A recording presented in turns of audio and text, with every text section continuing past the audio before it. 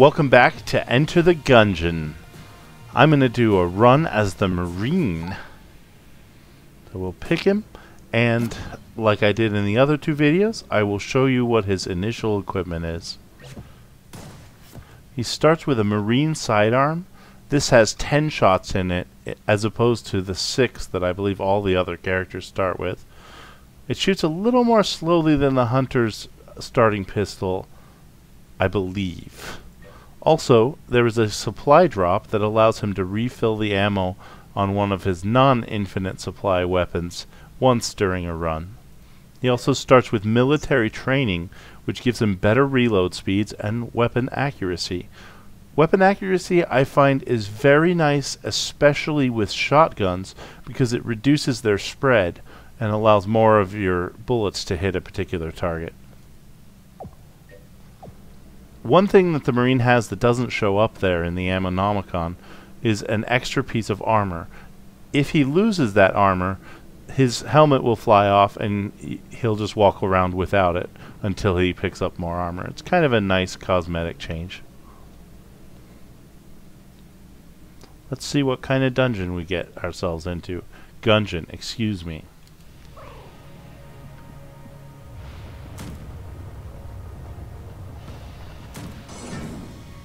Alright, this is a Blobulon. As you can tell, they subdivide. There's 3 tiers, each of which has their own official name. I just call them Blobulons in a general sense. Right, this is another one of those one-way doors with the pressure plate on the far side. Generally, when they appear in these actual runs, you have to make a circuitous route to get to the back of them.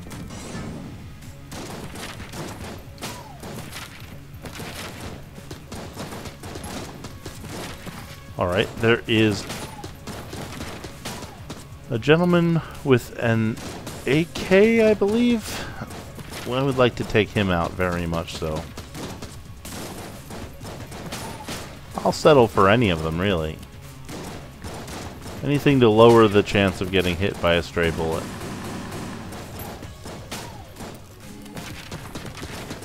Now that purple guy, those purple guys I should say, are rubber bullets. When they hit you, they will not damage you, but they do knock you back significantly. This can put you in a compromised position where you're either in the line of fire for another enemy's bullets, or they can even knock you into pits, which I'm sure we'll see more of in the future. Extra key. At this stage, that's actually a really good pickup. We haven't picked up any yet, and we know we have 2 chests on this floor to open. I don't plan to take the trip to the oubliette. I think my metric for that is going to be if I flawless the boss, the thing that it gives me will encourage me to go to the oubliette.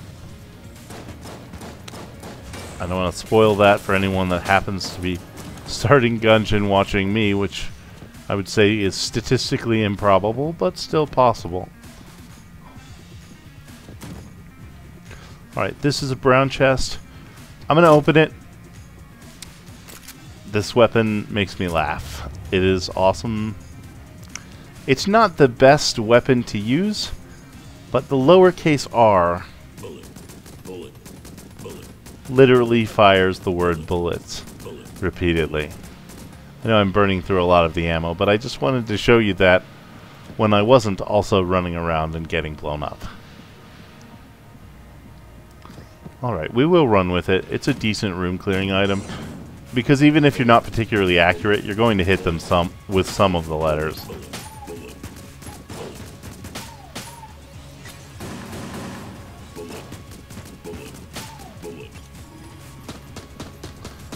Like I said, it's not the best weapon, and I imagine over time, going through 900 rounds of it, that it'll get a little on the irritating side. So, I will probably fight the boss with the crossbow rather than the lowercase r, because it's a better weapon for doing so, in my opinion.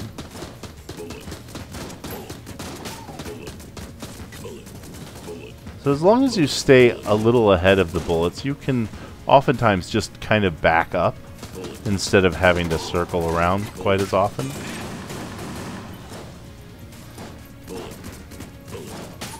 I find when you're moving in a straight line instead of an arc, you can more easily control your position. When you start introducing a second direction to your movement, it's a lot easier to get in the path of a bullet. So backing up helps. This guy is basically just a bullet soaker. He takes a lot of hits, and he hits a fairly wide arc in front of him when he attacks. So again, you're going to want to spin around him and just keep shooting until he falls.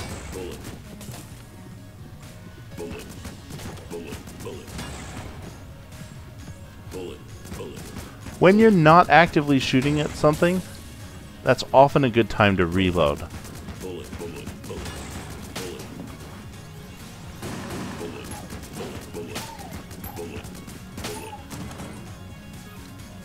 Alright, let's roll in here, see what we can get.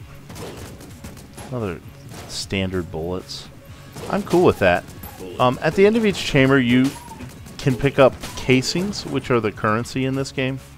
We didn't really buy anything in the last run. Now this is an ammo drop. If we hit E, it'll fill us all the way up on that one gun. Our supply drop does the same thing, except we can only use it once per game.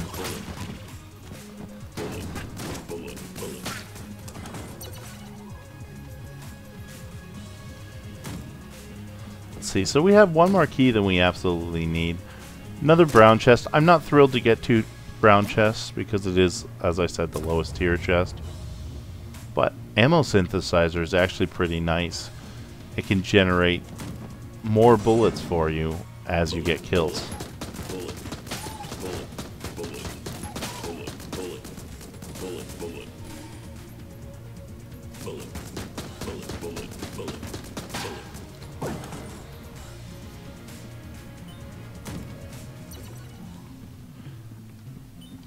So just as moving in a straight line is safer than moving in a curve, standing still is even safer if you know you have time. So with that ghost, for example, I stood there for a second before I started moving because I knew the bullet wouldn't get to me in time. Let's see. So we have a little bomber. This is a... I'll pick it up just because I have the money for it and I'll get to show it off. It has 3 rounds, and then you have to reload. Each of the rounds is an explosive shot, as you would expect, that does high damage, takes a while to charge, and then when you have to reload and then charge a new bomb. So it's a very slow weapon that happens to do short bursts of lots of damage. Another good thing about explosions is that they will destroy enemy bullets. So, as you saw there, the front bullets that he shot at me were completely destroyed by the explosion, just as that circle was. Now, there is one particular attack that this guy does that gives me a lot of trouble. Now, this is about weaving in and out of the bullets and then rolling past that circle. But that one gives me trouble, so I tend to use a blank on that one. There's a ball that opens up and shoots bullets in seemingly random directions. I find it's easier to use blanks on that a lot of times. If it's really early in the match and I don't have a lot of blanks, sometimes... Oh, I lost my armor. That takes away the perfect chance, but that's alright. I'm not upset about that in the slightest. Maybe the slightest. Alright, I'm gonna just really get lucky there, and that's cool. Luck is as much a factor as skill in this game sometimes, I find. Especially when there's so much going on screen. I will, next time I see him, and remember, let you watch his intro movie, because I, by habit, will go ahead and skip it. This is the trash cannon. I really like this gun when you have immunity to poison. And I'll show you why. It will shoot in every direction, sometimes back at you. And then these poison plots, or poison splashes on the ground, will cause you damage if you're in poison for too long. It's true of the enemies though, and it is very good for room clearing if you can keep the enemies in puddles of poison. Poison is a fairly slow acting effect, so you really have to kite the enemies, that is to say, dodge them for a long time to get the poison to do too much. Let's see, we are at the end of the floor. I do have 2 keys, and this time, however, I'm going to show you the second floor rather than try to go back to the oubliette.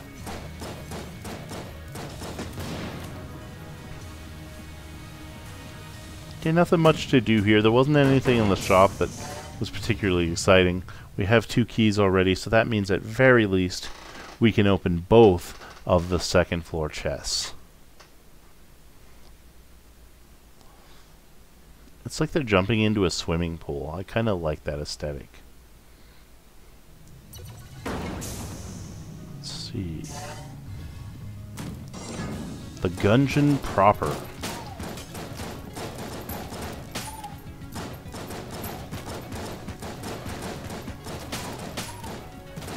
I find the second floor has a lot more pits and some more enemy types as well.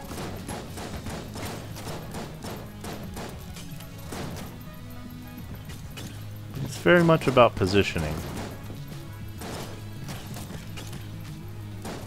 These little sunburst enemies, as long as you can either A, find cover, or roll at the right time towards the bullets, they're not too much trouble. And they're actually quite squishy, that is, they don't take much damage to kill.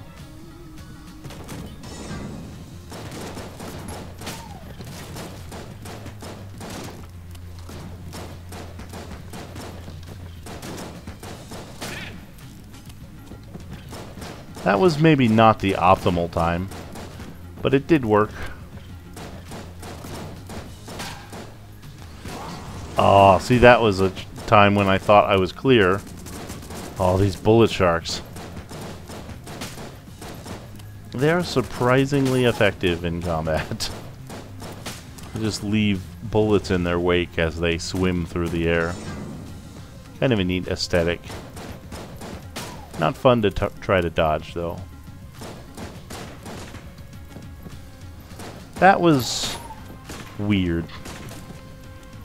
Alright, these snipers have got to go.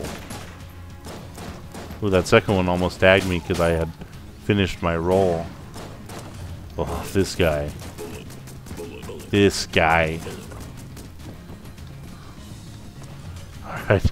As you can tell, the Lead Maiden is not a pushover. He's invulnerable while he's closed, and while he's opening, he's trying to shoot homing bullets at you. They're really only homing once they hit the wall initially, but they can be very tricky to dodge. I was lucky to get out of there without taking damage. Let's see, that is the Cog of Battle. That gives active reload. And the Ring of Mimic Friendship. That, I believe, reduces the chance that a chest will be a mimic, or possibly eliminates it altogether. This is the Prime Primer. By itself, it doesn't do anything, but there is a story quest that involves it.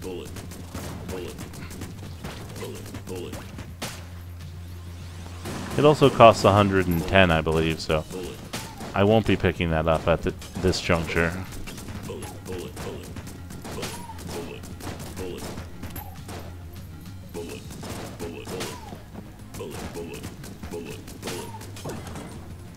Ooh, ammo. What do I take that for? I think I take it for Little Bomber, just because I believe its damage potential is much better. I don't like this trash gun, not without immunity. I don't like double-edged swords.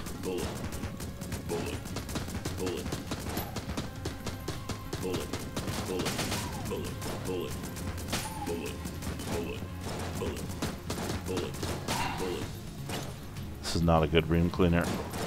Room cleaner. Yes. It's probably not that either, admittedly.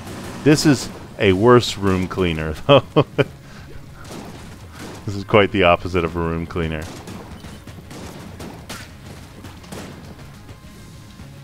Alright, so... yeah, see, I regret the decision to use this weapon.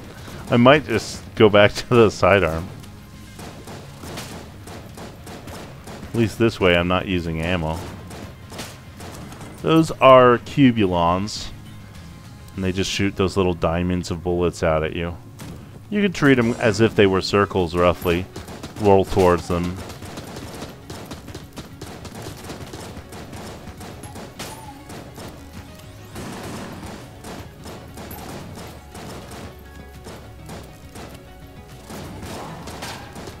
There I felt a blank was necessary because that cubulon was going to pulse right in my face. Didn't seem like a good idea.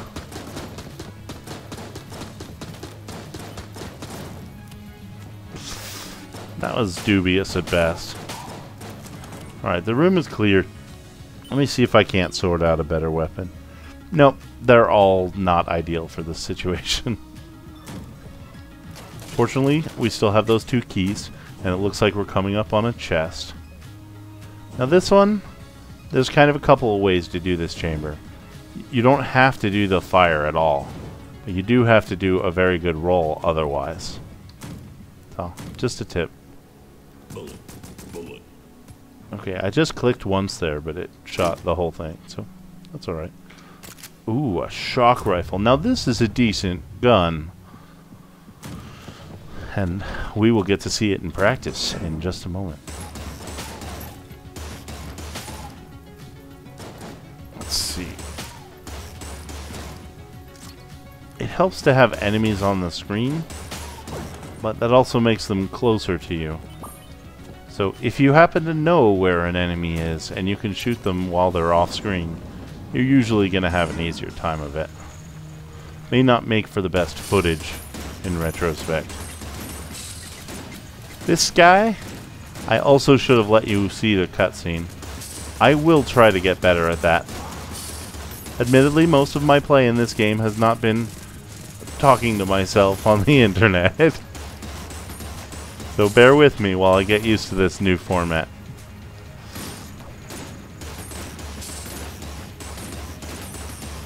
I think this is blank territory. Unfortunately, I don't have blanks.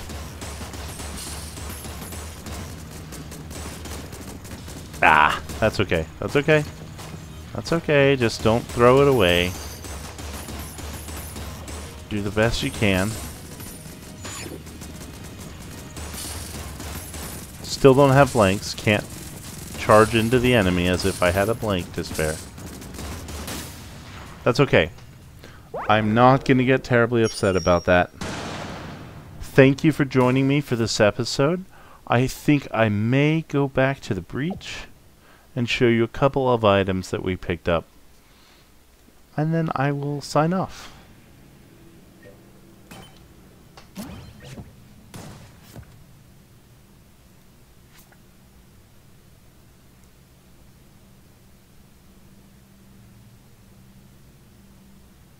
Picked up the little bomber.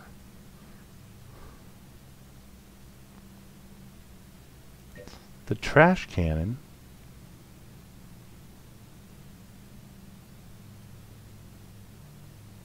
Now this is an interesting thing about the trash cannon that would be easy to pass over. When you blow up a chest, there is a high chance, but you can shoot chests. You don't have to necessarily unlock them. When you blow one up, there's a chance the junk will drop, and that junk apparently makes the trash cannon stronger.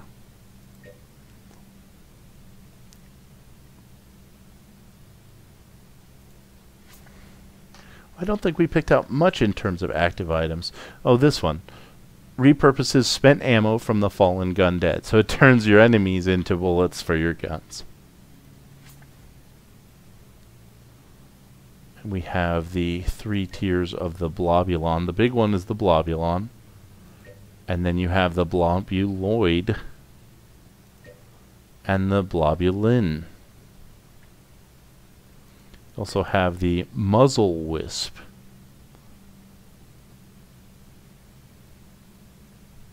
You have bullats, which are bats made out of bullets, and their cousin, the shotgat. These guys, they'll pop in and out of their shell, so if they're shooting at you, you can shoot them, but if they're not shooting at you, they're invincible. The bullet sharks, they are really actually quite difficult. And the lead maiden. Very well, we have an extra boss that we defeated as well. Seated atop the lead throne, the Bullet King rules over the Lead Fort's Gungeon. He will hold court with any brave enough to reach his sanctum. Beware his chancellor, for he holds back a terrible rage. Thank you very much, and have a great day, everybody. Thanks for joining me.